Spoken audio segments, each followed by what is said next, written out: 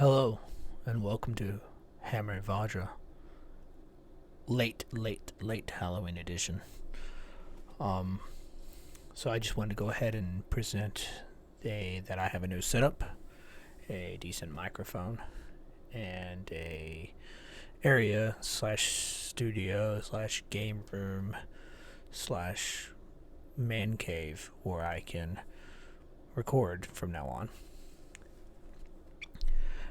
One of my things I wanted to record was on the topic of the Draugr, or the Draug. The thing is that I do in different predicaments with work-life balance. I couldn't present this during the Samhain, Halloween, winter finding, whatever you personally practice, and the spooky season as it was, and so therefore I missed this actual opportunity to cover this topic which I wanted to cover. This is also a follow-up on the topic where people had asked me, and I even mentioned on my Telegram, other places, that I have good reason to believe that most Vajra land spirits, I would say the dead in general, are the same as what we consider most monsters, creatures, other beings. I will go into that later. That's a whole very long topic. I also want to mention that I did do a poll on my Telegram, in Telegram groups, on my Instagram, on my at x.com, I guess is what it's called now, or Twitter, on Facebook, and asked for input on what people would like to see topic-wise. The result of that were a little bit in depth. A lot of people didn't give me things that I could easily address in a blow-by-blow, just, a list. I'd like to do a video where it was just a list of basic topics. Instead, they were very in-depth theological topics about Buddhism, Hinduism, Indo-European stuff, general Germanic things that were very in-depth, or Celtic things, things that were not easy to address in a... They weren't worthy. They were too worthy of a small one-by-one setting replies. So I decided instead to follow up on my little discussion I was going to have regarding an older post I had made, and Draug, right? Or the Draugr, or the right, or however you want to call them. So I saw a movie. It was a film, a 2018 Swedish horror film that was kind of set, I guess, in the Viking Age in some ways. So had some Christians and some Vikings in it. It was called Draug. I don't think it was a bad film. It wasn't my favorite horror film of all time, but I thought it was decent. Probably comparative to The Ritual in some ways. Not really sure. I don't want to give it away. It definitely had zombies, Draug style zombies. Draugr, or however you want to pronounce it. I don't really think it was the best movie in the world. It was an interesting having it set in the Viking age, as it were. I don't think that it was a bad movie. The ending was for those of you seen it, the ending was very confusing. I won't get into it for spoilers, but I think it's actually a really good Halloween film.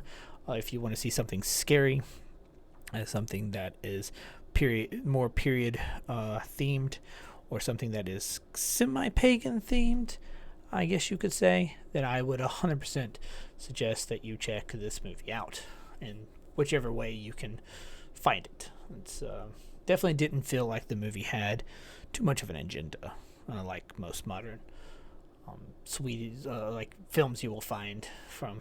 Heck, Sweden has unfortunately succumbed to a similar concept as most of the rest of the West, with subversive films that decide to portray non-European origins to things. The other thing is Speaking of Draug or Draugr, most people seem to really like to approach this from the, I guess what you would say, influence of video games or other media. Um, I know a lot of people have seen the beings in the Elder Scrolls games. Someone said that the God of War game had it. I don't play the God of War game. Some people have recommended it. I have personal opinions on some of the blasphemy in that game. But apparently, I have played a lot of the Elder Scrolls, especially Skyrim, and in the Nordic areas, and the Draugr are definitely beings in there. Also, if you see the movie The Northman, Amleth goes into a burial mound in search of a sword. I think the sword was named the Draugr, and he fights a mound dweller in there that seems very noble, like maybe he was the king buried within the mound, and that it was maybe a burial that I've been to burials within Scandinavia, specifically Norway, where maybe the burial was that of a longboat and a king, and it was in the hull inside. It was very interesting. The scene was interesting, very reminiscent of the Conan scene, where he encounters the corpse like that, and it's sort of besting your ancestors or earning their grace in some ways.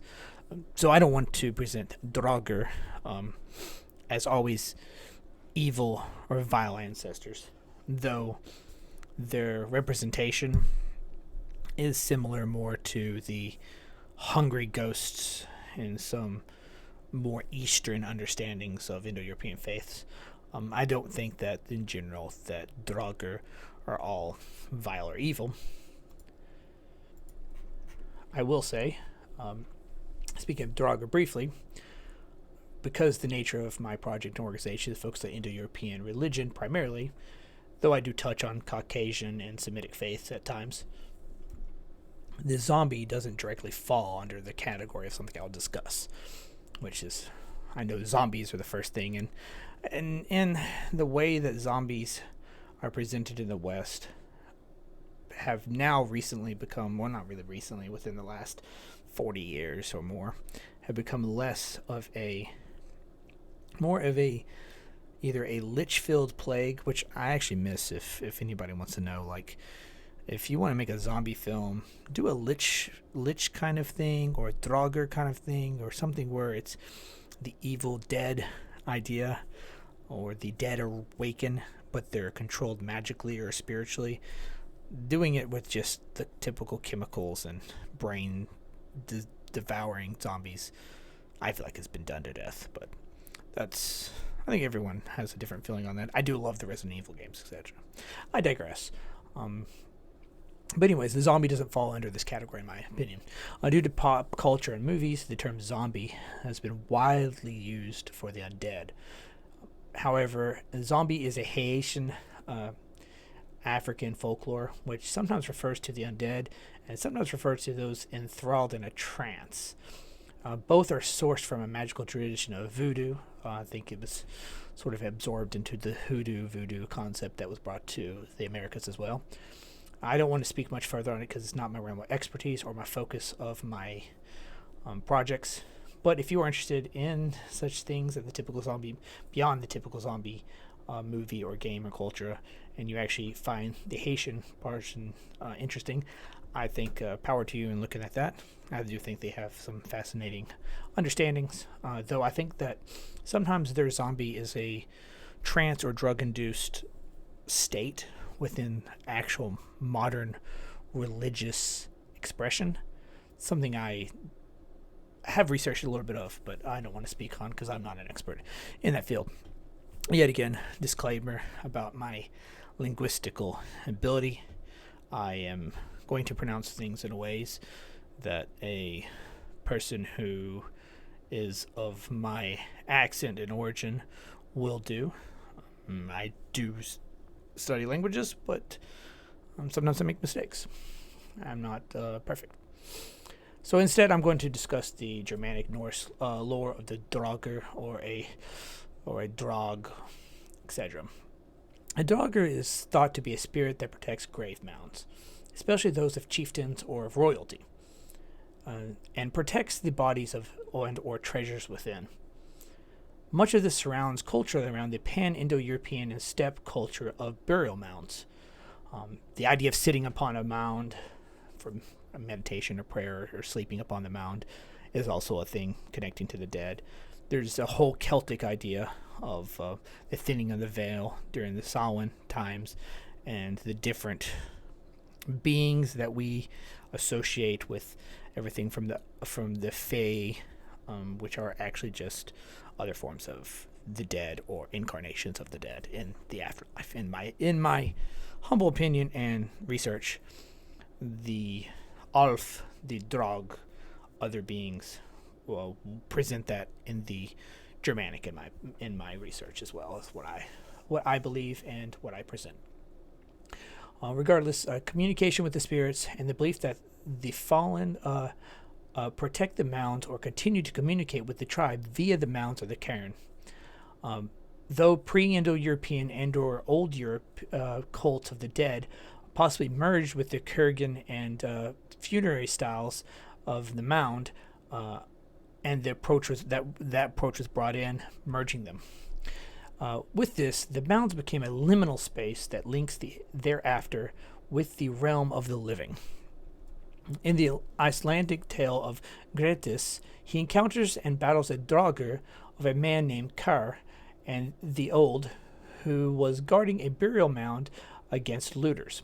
In English, this was translated as barrow right, and J.R.R. Tolkien used this term within his writings. Barrow is a burial mound, and Anglo-Saxon white is a being of sentience. It has sentience, but is usually a spirit or of the dead. The word white might have a connection with the land spirits or Vajra in Norse.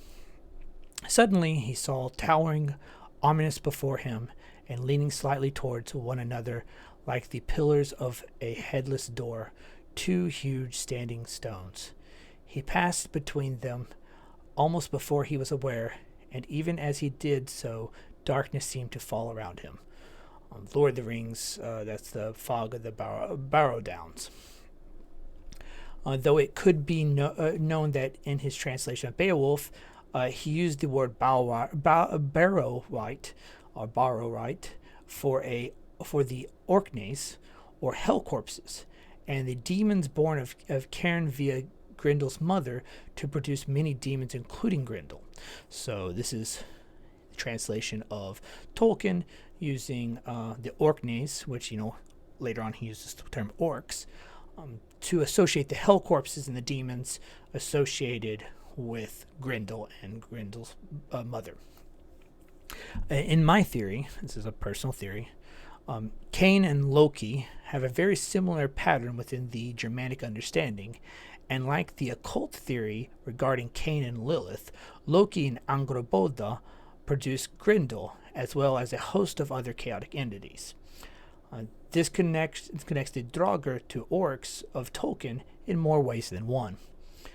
As this may seem like a stretch to some, one must remember that the Christianization of Beowulf, the elves, Alf, which are honored pagan dead, relegated orcs and elves as cursed by God. One of the things in Beowulf will say, "Thence all broods were born, ogres and elves and evil spirits, the giants also, who long fought with God, for whom he gave them their reward." It's a translation by John R. Clark Hall, 1901, for the Beowulf chapter of, I think it's verse 111 to 114.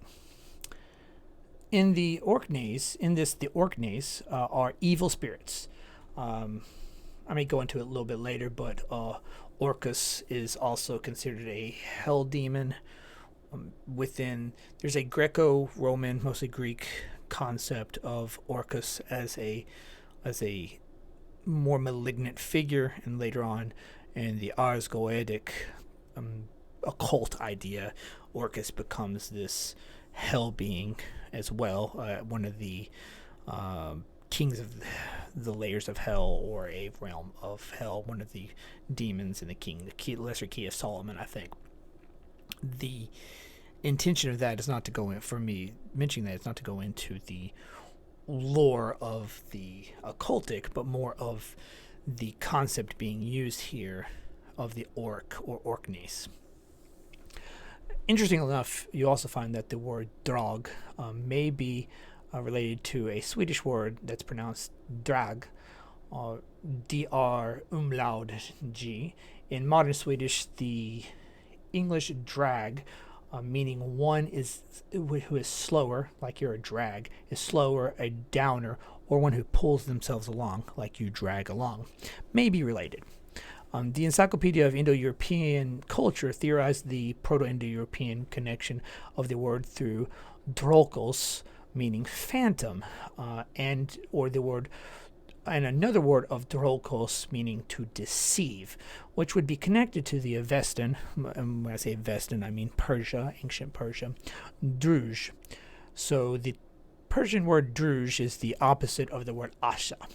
So Asha means like truth, or similar to the Vedic concept of Rita, the dharmic truth that holds everything together, the essence of life. In the West, we would say logos is probably the closest to it. Draug is almost similar to the word adharma in the Indo-European, pan-Indo-European concept we use, but I would say it's specifically just a Vedic concept of dharma. Adharma, the ad or the a means anti, very related in the Indo-European languages of using the a forward, meaning of a prefix meaning against or anti. Where Asha is the right or truth, and is connected to the Vedic word Rita, thereby Dharma making Draug a lie or deceit in Avestan to refer to Adharma as evil. So Draug is often used as evil. And this is thought to be a connection to the German Trug or fraud, and the Irish, I'm not good with Irish pronunciation, Draug, which I might get that wrong, a ghost or a specter. Foxfires or will-o-wisps are often said to be presence of spirits near graves or burials, and connected to the same Draugr. In many ways, the Fae and the burial grounds may be connected in the same way with the liminal connections in the holiday of Samhain, unironically an apt connection for this holiday season, which I'm late on. Draugr, much like a lich or a vampire, are said to have shape-shifting abilities, magical powers, and sometimes thought to eat flesh or suck blood. I can do a whole video on the vampire later on, maybe the Striga. I did articles on them, though I will say they all are related to the dead. It's basically the primary theme of what I'm getting at here. Interesting enough, I'll go into it here, though it seems that much of what we have discussed from the vampire, the Striga and Rakshasa, and now the Draugr, may be related to with a similar Indo-European origins. Many of ways of defeating the Draugr are similar to that of the vampire or other zombies, usually with decapitation. It appears that the Draugr, just like Ashra or the hungry dead in the Vedic or Buddhist sense, are those fallen who weren't at peace but remained attached to the realm of the living due to their intense greed or possibly karma. Though it seems their attacking grave robbers is also a means of self-inflicted curse by the looter, as they are being dishonorable by looting the corpse. I will say that sometimes it's not dishonorable. Sometimes you can also see it as earning your rightful place and going through a trial through your ancestors. Upon visiting their grave, you are earning their trust and or their blessing. By most means, the Draugr, like a Rakshasa or a vampire, should not be confused with the honorable dead of the elves or Vedic forefathers. Instead, they should be viewed as forces of karma, as the result of adharmic actions and resolved via proper dharmic rites. The one thing I have learned with the study is that the connections of Indo-European faith are endless and boundless, just like web connections of each other and influencing other faith groups.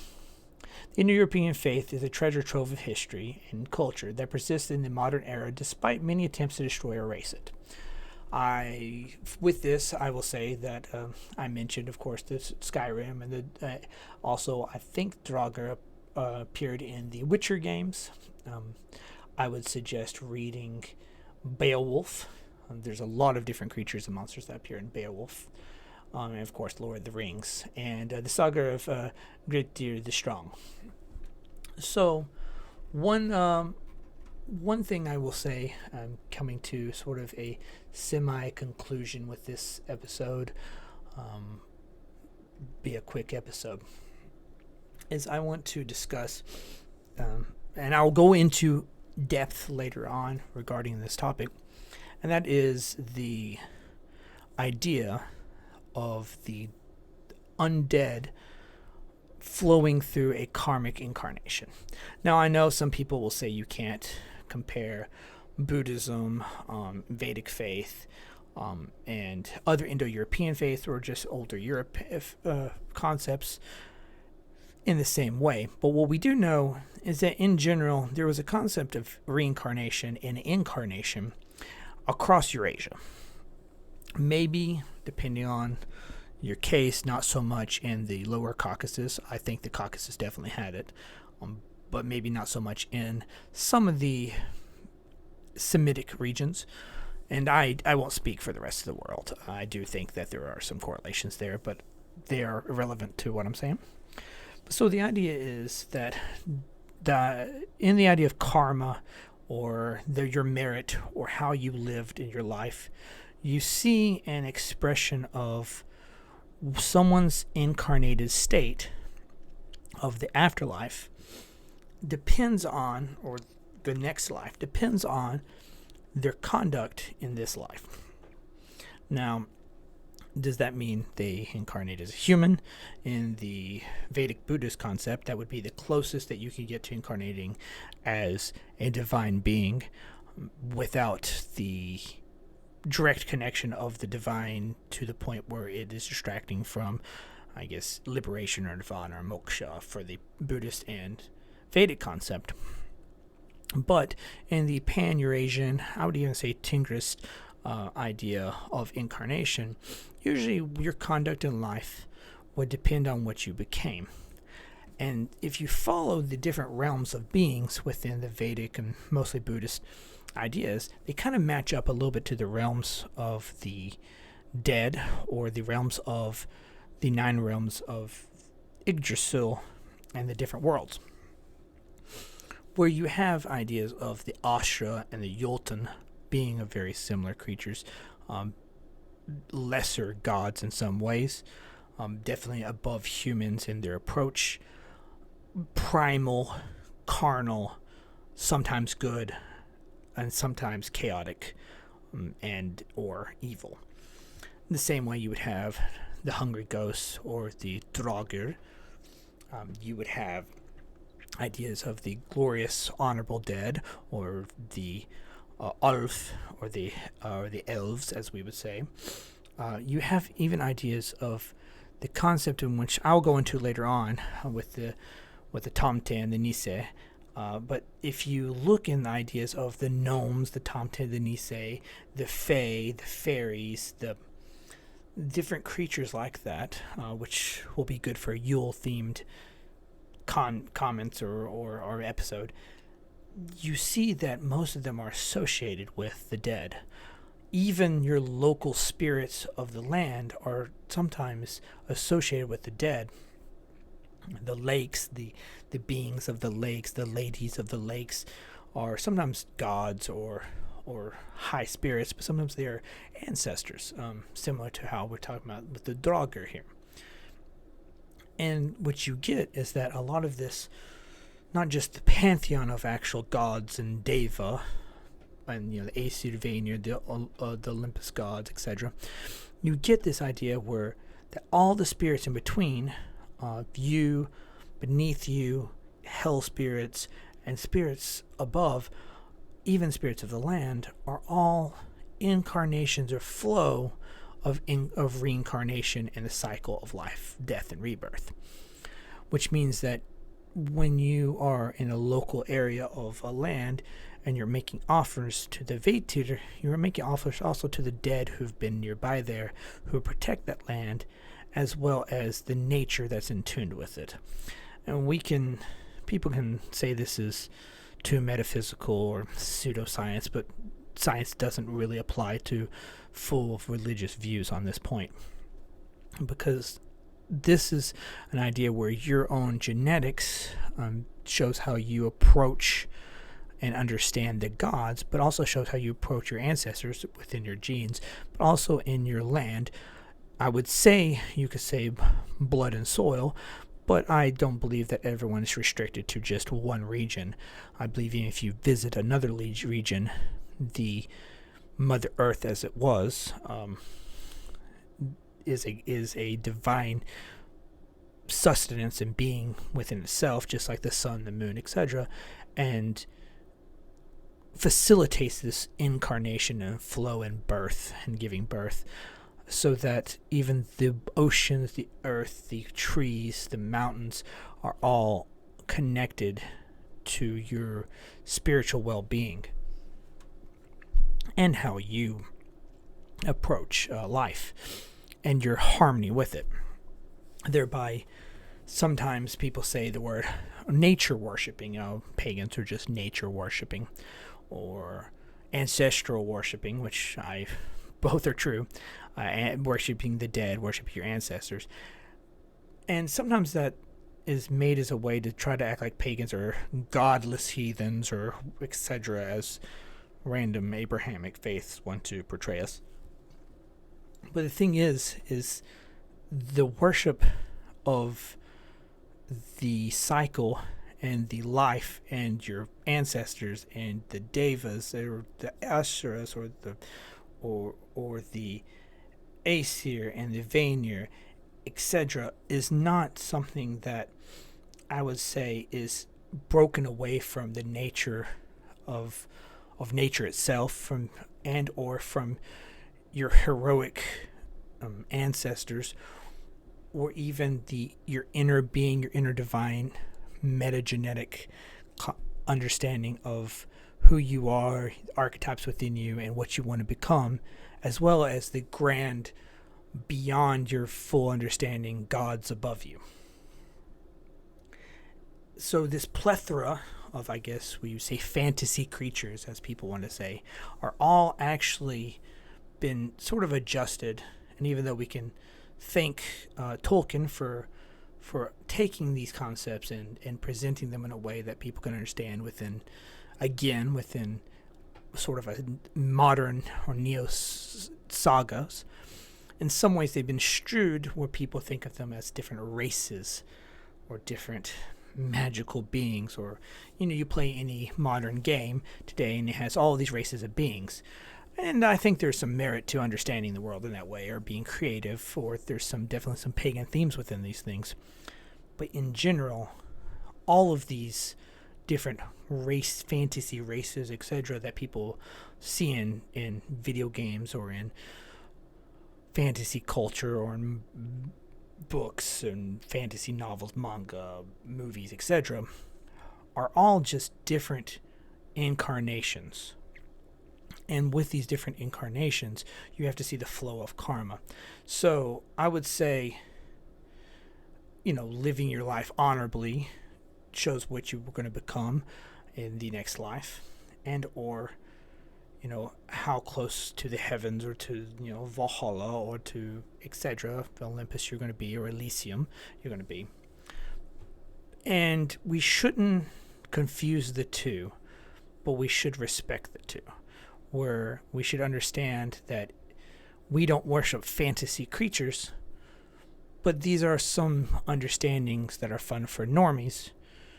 But in general, it shouldn't take away from our actual understanding and approach to the world and our faith and the cosmology. It is just as important to go to the dead, to have a shrine in your house to your grandparents, great-grandparents, or even just your local culture if you can't go too far back in tracing your lines, but to your local culture and heritage of your folk or tribe, and give offerings there. But it's just important to go outside and give offerings at shrines that you may create for the local Vajra land spirits.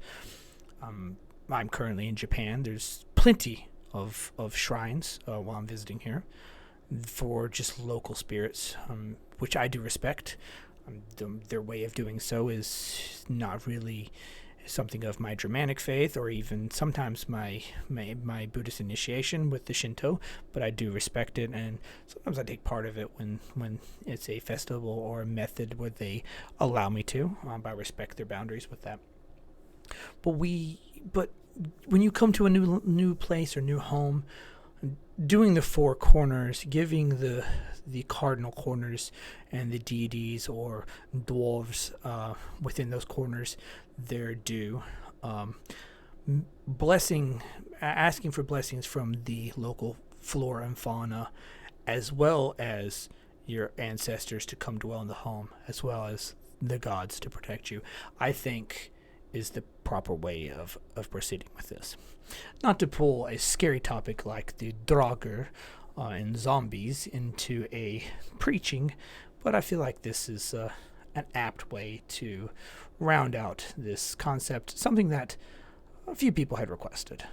And maybe I'll be a little more on time with the next holiday, even though I'm not going to get into the Saxon versus Anglo-Saxon versus Norse versus modern, etc. concept of when winter finding, Yule, Mother's Night, etc. are practiced.